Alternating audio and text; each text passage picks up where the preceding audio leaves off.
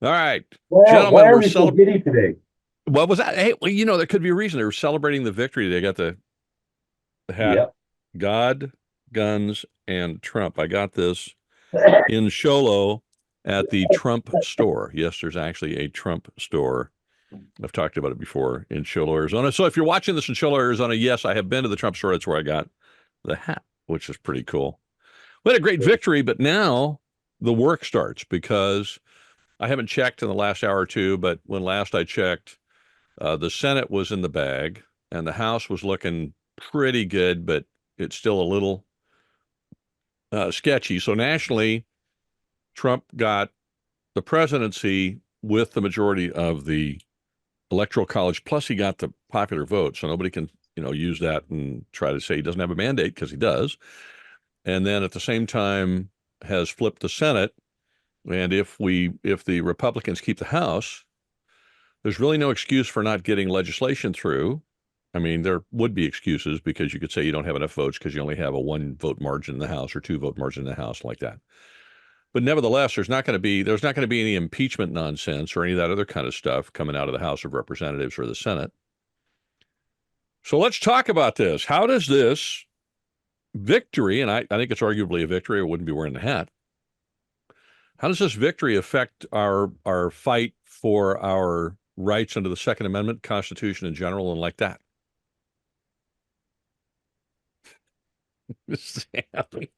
Where to start, Joel? I don't know, but Um, you got to do the Trump dance, don't you? It's like Rick everybody do the Trump dance. Rick, doesn't dance, the one so stick in the mud. He's not going to do it. Okay. Anyway, what were we going to say, Sam?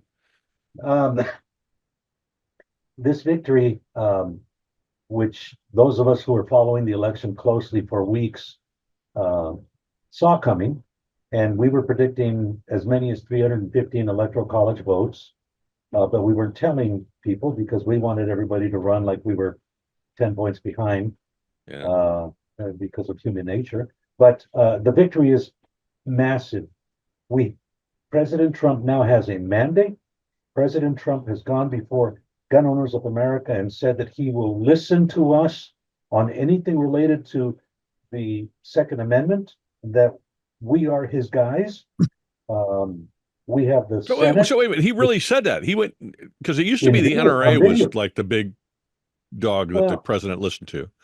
he So said he's he going to said listen to nice. GOA. Yeah, yeah. He said we're his guys, and there's a nice video on the GOA website where he made a specific message to our folks at our first ever annual meeting of members in Knoxville, Tennessee. So he's all in, and he's a different guy. He is not the guy who walked into Washington D.C. not knowing anybody, not knowing anything, being marveled by the beauty of the White House and all of the people laughing at every joke he ever told and bringing him every Big Mac and French fries and shakes that he ever wanted, it's now he is going in there with a different attitude. Number one, um, if you listen to his acceptance speech, one of humility, but one of resolve, where he is going to upset the apple cart with Robert F. Kennedy running herd on fixing our medical system, the pharmaceutical system in the United States, huge.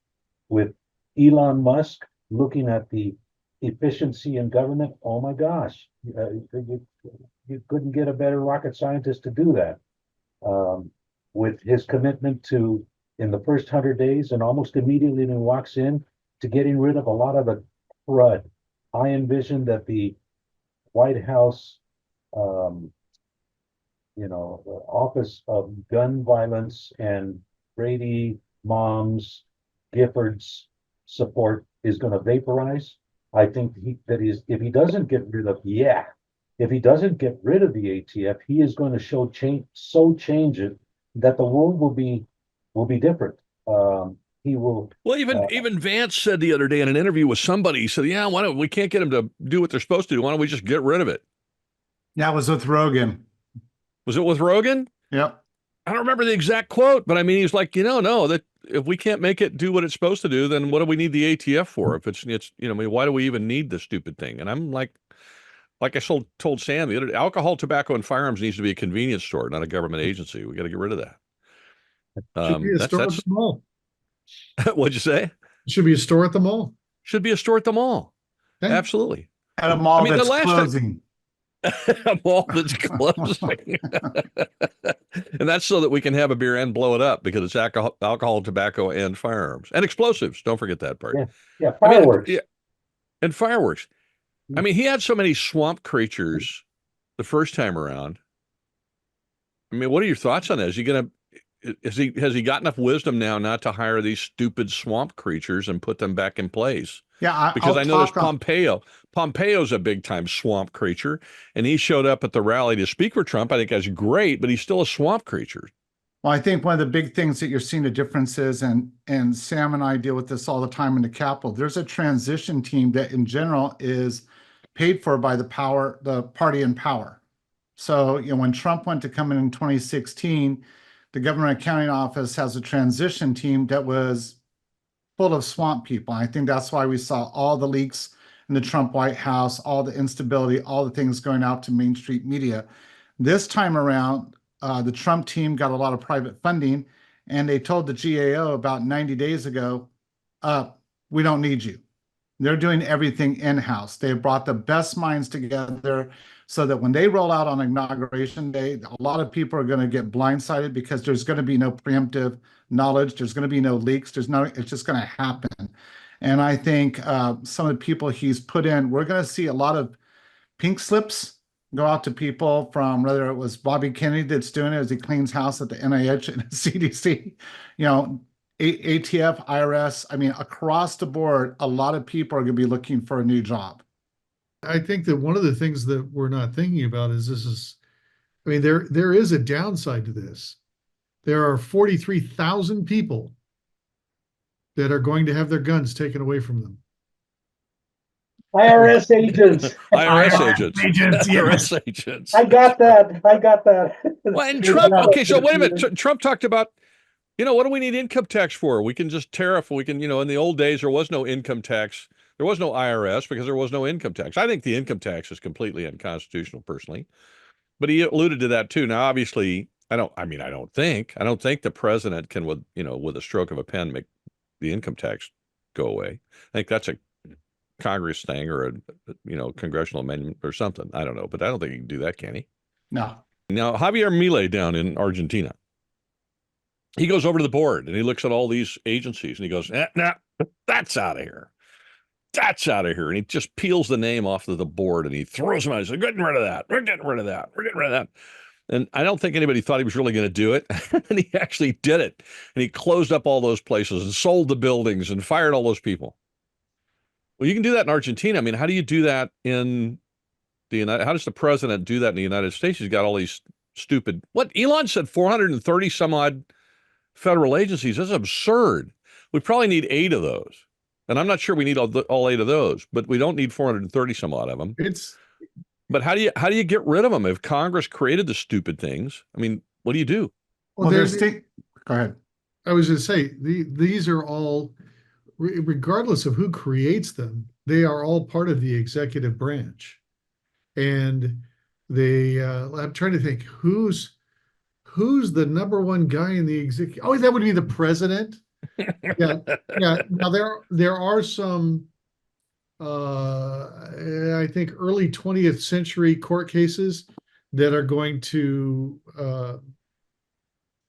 rear their ugly head, but I don't think they will stand. I don't think they'll stand muster today, and I think that there'll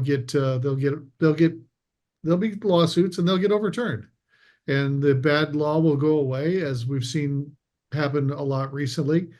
And the good law will be put in place, and whether the agency exists or not is one thing. But if there's anybody there working in the building, that's something entirely different. So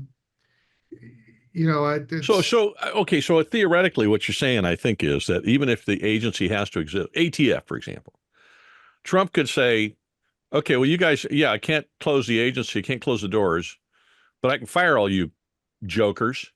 I can toss your butts out on your ear, and I can leave the security guard there to walk around the building once an hour and turn all the lights off. And you don't have any funding anymore. You're done. Can he actually do that?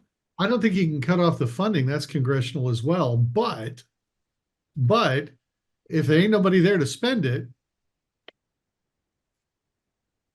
Well, I'll talk about the big one that everybody got excited over was the IRS. The IRS actually was created before the 16th Amendment that allowed the country to do that. That was created by Lincoln as part of levying taxes. So a lot of people think that the 16th Amendment and the IRS are connected. They're not. So the IRS could be taken away. But the tax that would, as Sam and I both know, that would be a constitutional amendment. It would be like repealing, bootlegging. You'd have to go back in the Constitution. As we all know, getting amendments, or as Gavin Newsom would know, trying to get a new amendment passed. But I think a lot of the agencies, and Sam may agree or disagree, but I think a lot of agencies are kind of like a lot of nonprofits. They come out with sometimes some really good intentions, and then they achieve their goal very quickly. And then everybody is fat and lazy and getting paid a lot of money and looks around and goes, well, now what do we do? And that becomes mission creep. And they take on more and more stuff, and they become these incredible bureaucratic messes. And I think going in and cleaning those out and getting rid of them is wise, because we have agencies doing stuff that they were never designed or created to do, that they're just, you could look at Indian Affairs. 2/3 of what's in that area should have been cleared out about, 100 years ago. So there's lots of places that you can clear that out and make things a lot smoother. if you listen to Ramaswamy, he talked about getting the FBI because of the overlap it has with other agencies. And he talked about, look, you just eliminate all of the management structure. The agents, which are usually most often good people, you farm them out to the agencies that have the overlap with them. So some of the FBI guys that are working on the cartels, working with the cartels, those guys go to the DEA. The FBI guys that are working on organized crime would get farmed out to the states, and the IRS and the Department of Treasury and whoever else.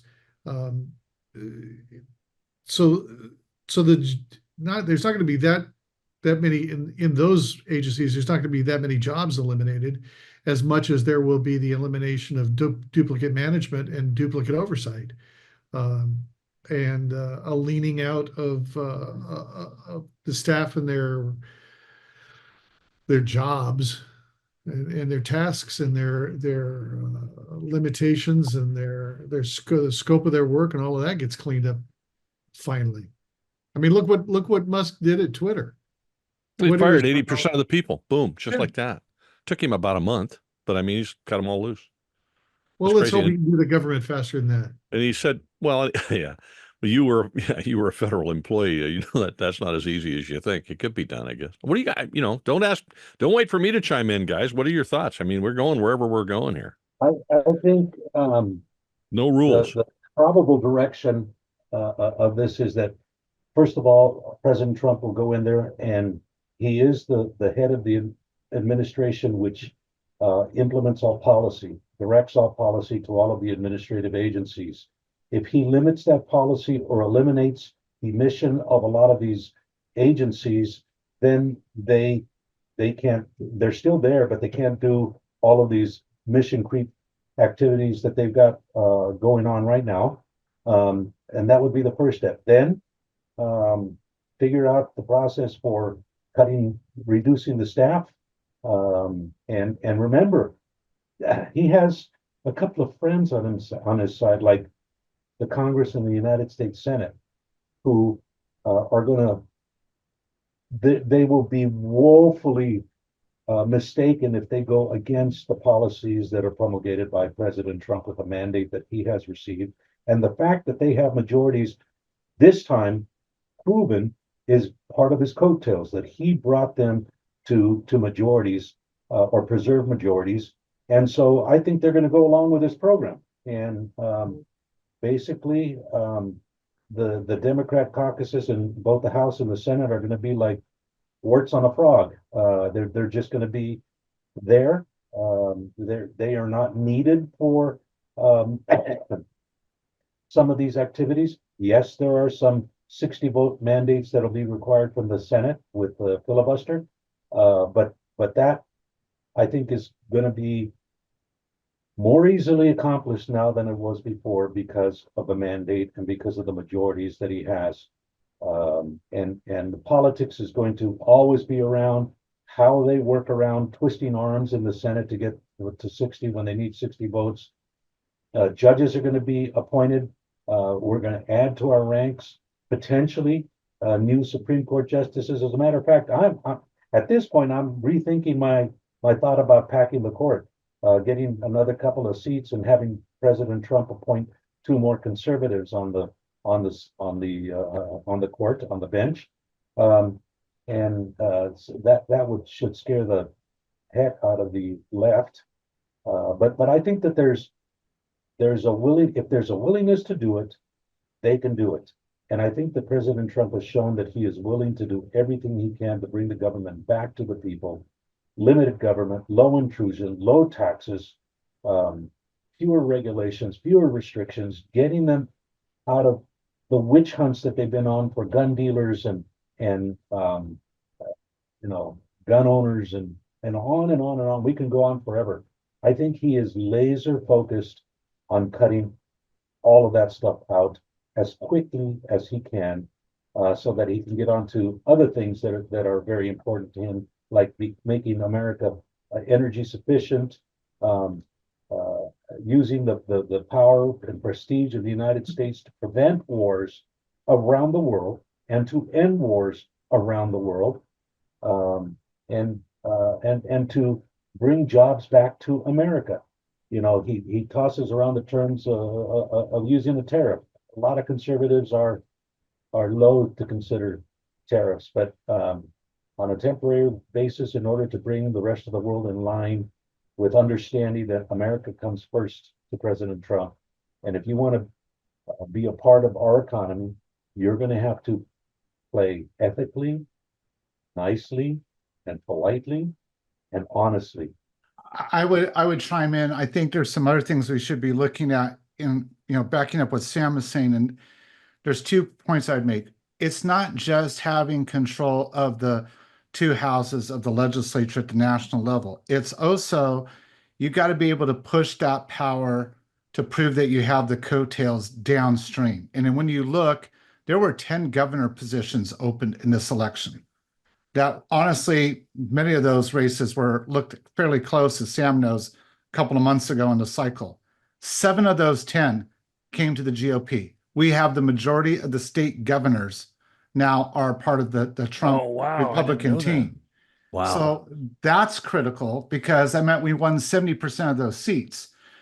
But, I was on a live stream for CRP on this, and I had predicted 2 states had the potential to flip last night. One of them was New Hampshire. The other one was New York. And the reason is if you look at those 2 states and you get down to the, no offense, Sam, but the nerdiness that we get into all the time of looking at precincts and everything else, we flipped literally almost 30% of formerly very, very lean or strong Democratic areas in those 2 states went to lean to fully Republican. When you look at all the different groups in Pennsylvania, like the Amish, when's the last time we saw the Amish show up in long trains to go vote? When's the last time you saw a lot of the traditionally Democratic cultural populations like Jewish people come out and vote for Republican? When you start to look down, talking about the Senate, there are 4 Senate seats that are less than 20,000 votes. Those senators are not going to the Senate going, oh, I'm really comfortable. 20,000 votes or less in a state like Wisconsin, Michigan, you barely got in. you barely got in. Because Sam and I both know that doesn't take that many people in a tract of homes to switch their vote, and you're no longer in office. Are politicians, I mean, do politicians think about that? Oh, If yeah, you they do. If that's your vote, do you actually consider that? January 1 is re-election day. They're all running for re-election. Oh, The number one task that most politicians take on for themselves is their next reelection. Once they're elected, from then on, they're thinking about how am I going to get back here? Most politicians are like that. Senator Richardson used to tell us all the time. He would talk to his colleagues and in the Senate and the Assembly for 22 years, and they would say, Bill, if I don't have this job, what am I going to do? I don't know what else I can do. That is the mentality that they have. Their number one task is to get reelected. And we are learning that lesson as we go along with each one of these elections, and that we are sending people who are more successful in their lives than they are as a legislative member of the legislature or the Congress. We're sending people who have gotten their hands dirty and greasy, rebuilding motors and working in oil fields and doing jobs of all types. We're starting to send more and more of those people who will always remember where they came from. So we are changing that dynamic by the people that we are selecting, by the people we are supporting in primaries in order to change that perception. And we tell them when we help recruit them and encourage them and many times convince them that they need to run, we tell them, hey, listen, if you lose your way, we're going to bring you back home. This is so important. This is America. This is California. And if you're in it, you're in it. But the minute that you step out of this thing, you can expect a primary. And since we are in control of the leadership, don't expect that leadership is going to come back and try to save your butt. This election, greatly, we fixed it. This election is a high voter turnout, the highest voter turnout election, maybe the second highest in the last couple of decades. Typically, Republicans and conservatives do well when there's a low voter turnout. This election was a high voter turnout, and that happened because we were able to energize people who were disenfranchised from voting, that didn't want to vote, never had any interest. We finally gave them a reason to be interested in it. We had millions upon millions of gun owners and hunters that voted that don't usually vote, because when November comes around, they're on some tree stand somewhere trying to bring home the bacon for the family larder. But we were able to motivate them to vote in big numbers. People, the low propensity voters, those that have voted once in the last 4 elections, or no votes in the last 4 elections, we brought a high percentage of those to the ballot box this year, and they voted our way. And the reason they voted our way is because they listened to what we were telling them. They listened and said, I can't let my country go the way it's going. My situation is not better today than it was 4 years ago. I've got to do something about it. And they did it. What we have to do at this point is not sit back and relax, which is something that conservatives usually do after big victories. They have a party and then they go back to enjoy their homes, their families, their hobbies, their churches, their vacations and all of that stuff. And they kind of disengage from politics. I think that this is the time when we put the pedal to the metal and keep going. We keep educating. We keep giving our friends that we just helped elect in Congress and the Senate ideas on what they can do for national reciprocity on firearms, with getting rid of all of the mandates by the Bureau of Alcohol, Tobacco, and Firearms. That's our area of expertise. And others with in their own area of interest have to do the same thing with the members of Congress and have them move the agenda and hold their feet to the fire. Because President Trump said, I'm going to do this stuff. Okay, let's give him the horsepower to do that by having those proposals proposed in the House, proposed in the Senate, and get put on his desk for signature. And then we have to be preparing today, day after the election. What's today, Wednesday? Yeah. Day after the election, we have to be looking at the next election. We have to be identifying new candidates, recruiting them, getting them ready to go wherever possible. And we have to keep the people that finally came and paid attention and encouraged them. You guys made this happen.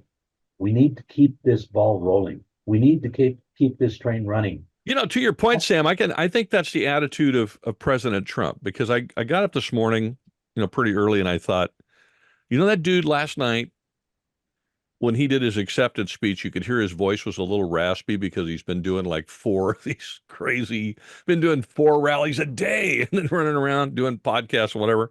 And he seemed like he was tired. I finally got to see the man where he looked like he was a little bit tired.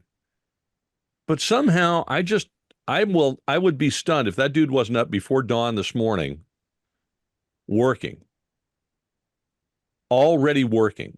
I would be stunned if he hasn't already been on the phone with several world leaders. I would be stunned if he hasn't already had meetings with his cabinet of choice at this point, and probably already been meeting them for a while.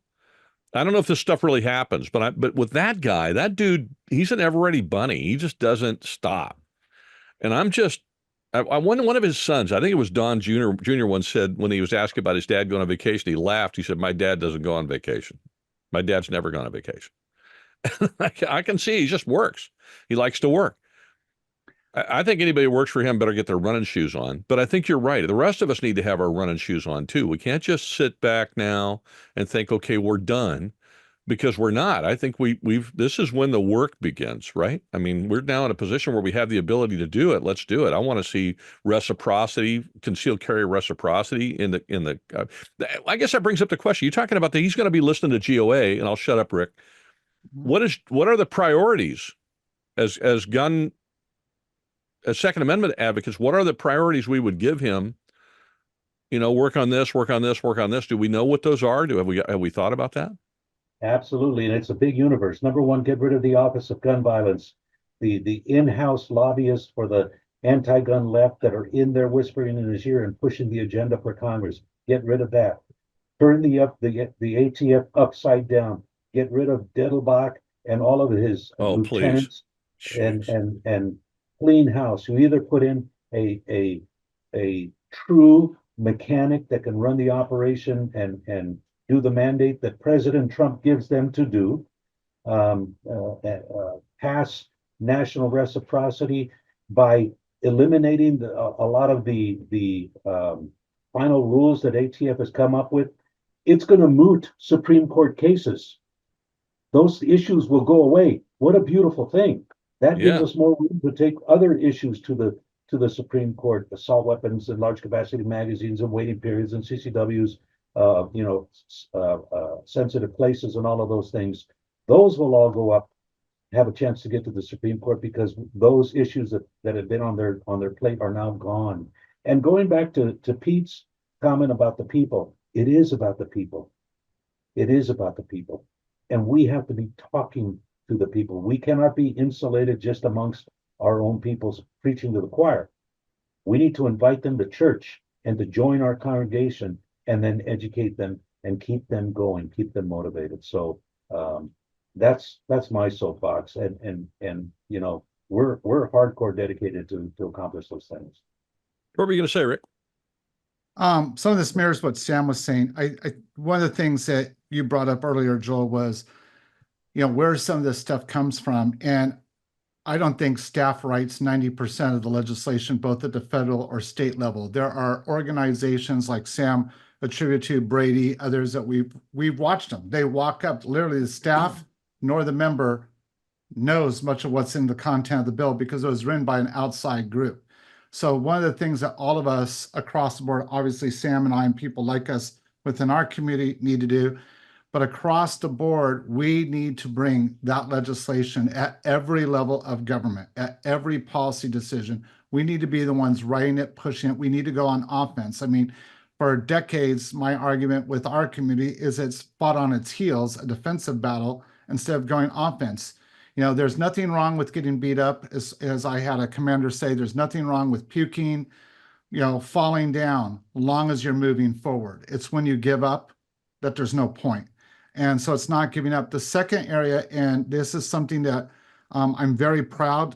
I feel like Sam's organization, GOC and CRPA have really pushed themselves in areas that nobody else has I would argue in almost any state. We split this session, some of the responsibilities, and we went deep into low-level campaigns. Neither of our organizations were looking much beyond, other than, here or there, the Senate or the Assembly. We got down to school board races. We got into fire district races. We got into city council races because we have to build the farm team. Because my bigger fear is, okay, we have, say, a 6-year run. That's it if we don't build the farm team to replace them. And if you notice what the Dems did in some areas where they couldn't win, they moved some of those people into school districts, into places where they're going to cause educational issues for future voters. We have to take those places back. That takes the people we recruited this last session and going to those different things and asking the school board, hey, how about we arm the teachers? If they all become apoplectic and lose it, we know that they're not pro-Constitution, pro-Second Amendment. We know to get them voted out. We know where to concentrate those resources. And then the last thing, it's about the people. We have to quit being negative and we have to start showing them every win. So maybe in the Chiava race, maybe we don't get it over that last 800 plus votes that we have to get over. But you know what? Chiava spent $4 million on that race. Her opponent spent less than 150,000. That's a win. And we have to teach our people to see that as a win and teach them, if we got this close with just this little money right now playing David and Goliath, we have 2 years to build the war chest to take that person and remove them from office the next round, because that's what our opposition's done. And in fact, the concession speech by Harris wasn't much of a concession speech. I will not even credit it as a concession speech. It was the wah, I didn't win, but you know what? We're all fighting. We're all going to resist. We're all going to do this. She tried to use creative words. And the thing that I think we have to quit doing is allowing false definitions of phrases. I don't care if it's Fauci and gain of function. Anybody in the military will tell you gain of function is a bioweapon word that means maximum death from that virus. That's what it is. Anything Gain else of death. is, anything else is a lie. It's a bold-faced lie. And Sam knows I was like a Tasmanian devil when Amy Schumer said, oh, International Hunter Orange is going to become the gun violence color. And I'm like, why aren't we up as hunters enraged over this? That's our color, not her color. We have to hold those lines and hold them accountable because we have a president that will back that. Would we miss the ATF? Would anybody, would anything nefarious, bad, awful happen if the ATF was just done and didn't exist anymore? What is there anything they actually do that we could live without? I can't think of anything personally, but I'm wondering because I can think of a couple right off the top of my head. Okay.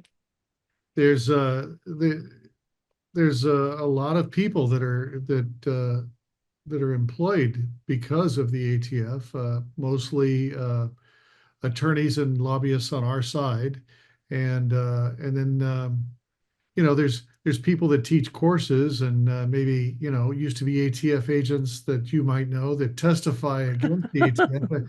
That's true. Dan's got other things he can testify on. What would Dan do then? So there's the ATF provides. Look. Well, but I get the argument for that. I'll be honest with you. I pray for the day that California is a constitutional carry state. I would like to see nationwide constitutional carry. Screw the whole reciprocity thing. Let's just read the Constitution and read what it says and follow that. Would that cost me money? Sure, because I wouldn't be teaching a concealed carry course anymore. I wouldn't have to do requalifications. That would cost me thousands and thousands of dollars every year. I can find something else to do. Despite what some people may say, I don't know if they do, but they probably do. I am not a complete nitwit. I'm actually a pretty talented guy, and I can do a lot of things to make money, and I actually do. So I'm not worried about that. I'm not particularly worried about a lot of those people. If you got somebody whose sole ability to make living is based upon the fact that they do something that ATF needs, I'm going to say to that dude, lady, whatever, you need to sharpen your pencil, get your resume ready, and figure out something to do. Go to school, whatever. My question, though, is, as an agency, other than the knuckleheads who make money because they exist, is there anything that they do that we can't live without? I can't think of anything. Not on the firearms side. I think there may be on the alcohol and tobacco side because they do protect some of the rights of different types of alcohol and tobacco from being able to be taken by other countries. So maybe there, but I'm not in depth on that. So that's just a question mark. I don't want our alcohol taken away. So If you've ever been involved or met somebody who runs a brewery or distillery, I don't think their opinion of the ATF is even as high as ours. I bet it's not. I'll bet it's not. Does Trump's election help us help us here in California? Where, I mean, we had some good things happen in California in the election. Not everything. I mean, obviously, some of the things were not firearms related. We had some what Carl DeMaio would call boondoggle bonds that passed, and they are boondoggle bonds, and so it's just borrowing money and But increasing. look the at money. Prop But 36. I mean, Prop 36 that was huge. was a smack because you can't say that's a partisan issue. It took a lot of Democrats being ticked off, voting with us to have 70% of the state that voted say Gavin Newsom, Reggie Jones Sawyer. I can go down a long list as Sam knows. You were wrong. That's not what we want. And I think you can't call it a one-off because telling prisoners that they didn't have to work for California while they were in prison, that also failed. And the governor thought those were both shoo-ins. And so, you know, the governor's not happy because he didn't get to have an open Democratic convention where he could run. The governor's not happy. I mean, let's just be honest. He's not happy with the way this turned out. And he's not happy with the fact that Trump won. And so did a lot of other people. And you know what? There's areas for us to push back on this. Sam's sending us notes that he's going to pop smoke and be out of here. So he's trying to do it all, you know, secretly so that nobody on the show, nobody watching the show notices that all of a sudden his little square from the Hollywood Squares here just blinks out. He's gone. And we said, what happened to Sam? Sam, we love you, man. Thank you very much for joining the show. Appreciate it. Thank you, fun. guys. Love you, brother. I love you. We are living in a bright new day, so let's make the most of it. And Sam has to go because he has to go to work. Get to work. We'll Yes, see you sir. later. Bye. Chuck Michelle posted on X, I think, earlier today that he thinks Newsom's going to try to run in 2028. I think Newsom is politically done. I mean, I don't know. You guys are more the political vehicles. It just seems like that guy is so bad. But then Kamala was bad. There's a reason why I call her Kamala. It means how bad, how mean. Now, he'll run. Whether he'll make it all the way through, but he's starting his election. We saw the San Francisco Chronicle come out today and say he is the heir apparent to the DNC. So there's a lot of groups that are delusional as they were before this election. If you go back to 2016, that was the first election that we saw stolen. I mean, clearly, you know, I don't care for that gentleman, but Bernie Sanders was out in front. Hillary Clinton. Oh, he got rooked. Yeah, he got rooked. She used her money. Why? The DNC was broke. And so she came in with money with the Clinton Foundation and bought it up. Now they're coming close to being broke again because across this country, we cost the Democrats a lot of money and they were not able to cash in and get those positions. And what people aren't looking at, every one of these little areas that we flipped and turned red cost the Democrats a ton of money because we did it on a grassroots shoestring nationwide. That brings up an interesting subject because we've always seemed to have a money lopsided thing going on where the Dems have got all these, they got money coming out of their ears a lot of times, and the Republicans don't. Certainly anti-gunners have got money coming out of their ears because of Bloomberg and like that, and we don't. And so we always seem to be the underdog all the time.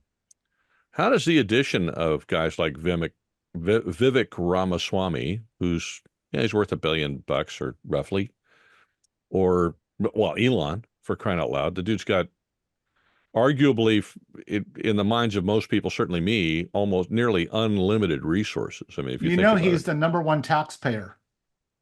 $10 billion with a B is what he paid in taxes. He doesn't even get a thank you card. Yeah, come on, a Christmas card, something, Yeah. right? So this dude, I mean, so we're always fighting that George Soros, he's not as wealthy as that by any means, or Bill Gates, who's got pretty much unlimited resources, or Jeff Bezos or Bloomberg, all these guys. And then you get this, we're starting to stack up some of these people on our side. We've always had some, but not very many. But Elon didn't get in this. He didn't just stick his toe in the water. I mean, he jumped in the pool in the deep end, started a PAC, funded it with a whole bunch of money. Is the money equation changing for us? I think the money equation is changing. I also think that what you're going to see is, and I've said on your show before, follow the money. And I think one of the things that people aren't looking, when just taking big pharma, Robert Kennedy has arguably the best track record. I see him as kind of being the Chuck Michel against the pharmaceutical companies that we have for, defending the Second Amendment. When he gets done going through, there were already emergency meetings amongst the pharmaceutical companies today of like, oh crud, we've got a couple of weeks to figure this out because here it comes. When that money gets pinched, that's money that's not going to go to the Democrats anymore. Okay, so wait a minute, explain that. So RFK's he's gone after pharmaceutical companies. He's an attorney. He's made a sort of a mission in his life, as I understand it, of going after these people as an attorney. Now he's not just an attorney. He's a guy that Trump is going to, he's a pit bull that Trump is going to take the leash off of pretty much and let him go over there and start cleaning house. You're talking about money. Where's that money coming from? Where's that money going? What's the effect of that money? And what is and what do you mean by shutting that money off or pinching that money off? Well, you got to realize, Sam and I deal with this all the time. So, your company X, and you've made $1 billion in California.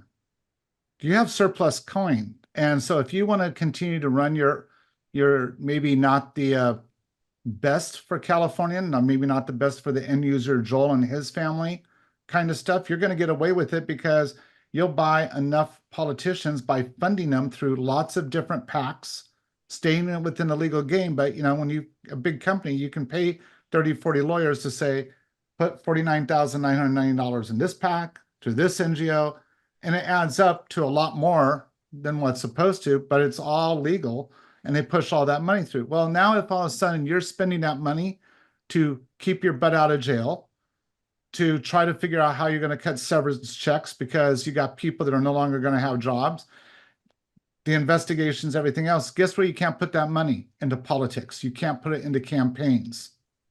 And that causes a dynamic shift because now you don't have the money to raise the rent. And the flip side of that coin, though, too, is, in my own community of Huntington Beach, we've watched how much it costs per vote. And it's not that you're paying votes, but it's how much money is spent by the two parties for a vote. We watched it go from a couple of dollars just a decade ago to hundreds of dollars now. And yet, wow, the people we just got elected that finished making our entire city council pro Second Amendment, pro MAGA, pro everything, after the governor personally came down here and dumped a lot of money, Katie Porter dumped a lot of money, and literally on shoestring budgets, we were able to beat them. Why? Because we got people that listen to this radio program, to listen to Sam, listen to me, listen to Pete, listen to others, come out, get involved, walk precincts, hold little micro events with 25, 50 people. Politicians would stop by that we needed to get elected, and we won handedly. These weren't by just a couple votes. They're decisive victories. And it's now taking that model, coupling with that while we have the people at the top end like Bobby Kennedy and others who are going to cut the money at the other end. And now this becomes a fight that I think is going to show the true nature of Americans, because no longer can they be oppressed by illegal money. I say illegal, it is technically legal, but you know what I mean. I don't run for office. I did once, did it, never going back. But now I spend time fighting in elections locally, having nothing to do with my work at CRPA. Taught my kids to do that. This is what you do. You have to be active participants in this great American experiment. Because if you're not, what you get is what you got, and it's what you deserve because you didn't get involved.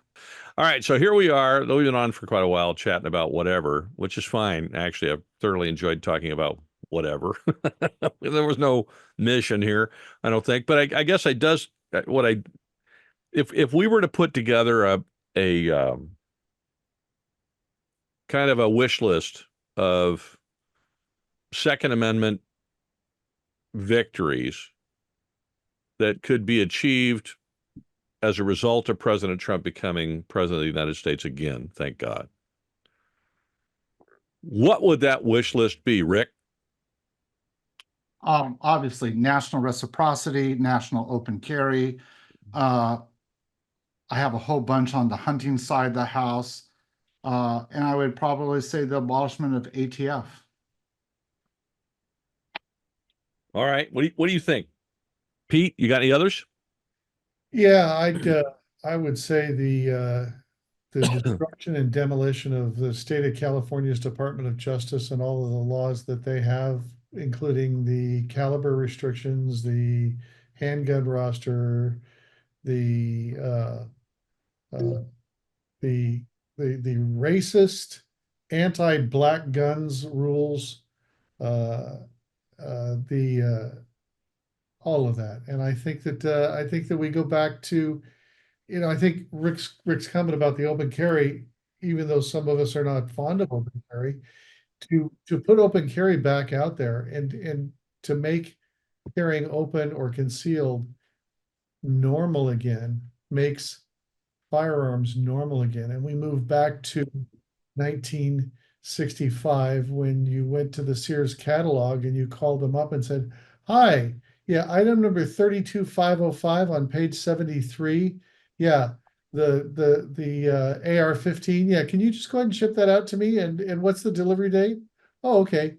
Thanks." And it shows up, and not the FFL, the postman delivers it to you. Right. I think that's my dream. That's my dream. Is to I get like all of those. I'm sorry, I didn't mean to interrupt you. Did you want to say something else? No. I think I like all of those. I'd like to see the repealing of the NFA. I'd like to see the National Firearms Act go away. I'd like to be able to go down to the gun store and buy a suppressor and pay for it and walk out the door. and the GCA. Yes. Yes. I'd like to, in matter of fact, yes. As a matter of fact, I'd like to see the Gun Control Act go away as well. I'd like to see both of those go away. I think the GCA is a little tougher, probably. Rick, you could chime in on that, but I think the NFA needs to go away. And if ATF is stripped down to nothing, keeping the NFA around doesn't make any sense. And besides which, where suppressors are concerned in particular, it makes no sense. Where machine guns are concerned or fully automatic weapons are concerned, it makes no sense. Why can't, I mean, then we don't have these stupid arguments about a bump stock or a forced reset trigger or any of these other things that one administration or the other doesn't like. The NFA can no longer be used as a bludgeon against the American people as applied liberally by the ATF because some politician walks through and says, I don't like this gun. You got to go do something about it. And to quote Dan O'Kelly, whatever agent says, yes, sir, 3 bags full and goes off and does it, whether it's legal or not. Well, you highlight the stupidity of some of these regulations. We've got in California no suppressors, and we've got in California no automatic firearms, unless you're part of Hollywood. But you know what? I don't know a single gang member in South Central that's paying attention to those rules. They've all got Glock switches and whatever else. They've all got Right. Glock switches and autos, and they've got auto AKs and auto ARs, and true, most of them can't hit the broadside of a barn with it, but they've got them. They've got them.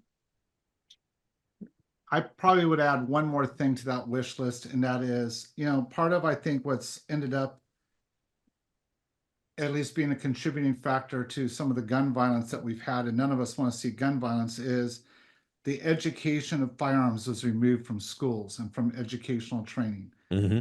And right. I would like to see that reestablished, because I do believe that the value of life and understanding what tools can and can't and shouldn't be able to be used for has been lost on the last couple of generations. And I think reestablishing some of these things that equipped our youth to be better citizens and understand, it's not just understanding the Constitution, but understanding that firearms are a tool and there's a way to use them and a way not to use them. Because my argument I've made countless times, and I know you both have heard it, but we have constantly had military firearms at the end of every major military involvement end up in the hands of the American people. That has been like an American right. So the whole military argument is just absolutely based on lies and falsehoods. The second part of that is we have had kids for literally the majority of the last 250 years that were able to carry firearms to their schools and their vehicles, participate with, yeah, me too, participate with them in school sports. And you know what we didn't have? We didn't have combines. We didn't have any of that stuff. But isn't it interesting? Once we removed all the education, all the access, oh wait, things went terribly south, terribly quick. And I think that is something that needs to be changed. I think that we need to educate people on it. And I know I may be in the minority, even within our community on that, but I just feel that's a necessity. I don't think you're on the minority in this call. 1 second, Pete, let me say this and I'll get out of your way. I think part of that is, I think the other thing we got to do is not let the anti-gun folks on the left control the lexicon. Mm-hmm. And one example of that is a word that you just used, which is gun violence. Yeah. There's no such thing as gun violence. There's violence. There's violence with a gun. There's violence with a knife. There's violence with a brick. There's violence with a board. There's violence with your fists. There's violence with your feet. There's violence with a pen. There's violence with a car. There's violence with a bomb. But we do not call it knife violence, pen violence, car violence, Hammer bomb violence. What was that? Hammer violence. Hammer violence. But we're going to label it gun violence because it's a euphemism that we attach to it. And I think it's dangerous. And I've done it. I've said, well, no, you can't have my assault weapon. Well, there's no such thing as an assault weapon. It's a political term. There is such a thing as an assault rifle, but there's no such thing as an assault weapon. It's a made-up term. I think we have to stop letting the anti-gunners and the left define the words that we use and fight back on that. And we do that to some degree. I mean, there for a while we were saying modern sporting rifles. The NRA was trying to, but that's kind of a long thing. The left is so much better at coming up with a catchy word or a catchy phrase. And then we try to do it. And we're sort of like Kamala at her rally the other day, trying to get everybody to do a chant. And she kind of failed miserably, not just once, but several times. We're that same group. We got to get better and more creative in our marketing, I guess. But we got to stop adopting the other people's marketing too. Anyway, Pete, I'm sorry. I jumped in there and you wanted to say something. I think that if we go back and we encourage and we support and we teach things like hunting to young kids, then they learn the value of life. And when they go into high school, they don't glamorize that or fantasize about killing, because they've learned the value of life growing up hunting. Yeah, I think that I agree. when they become adults, they take a little bit more seriously their actions and the creation of life through their behaviors while dating or bar night on Friday night or whatever the case may be. And they put a little bit more value on life. And maybe we don't have the argument anymore about pro-choice life, abortion, whatever you call it, because people understand life and its value, and they've seen it taken firsthand. And that puts a little bit of gravity to the whole discussion that currently doesn't exist. And I think that by taking away what we've taken away over the last 40 or 50 years, we've caused too many of the problems we're sitting with right now. You guys are amazing. Give yourselves a round of applause. Thank you so very much. Thank you, guys. Thank you. I love you both. Thanks Have a great for the night. invitation, my friend. Take care. Anytime.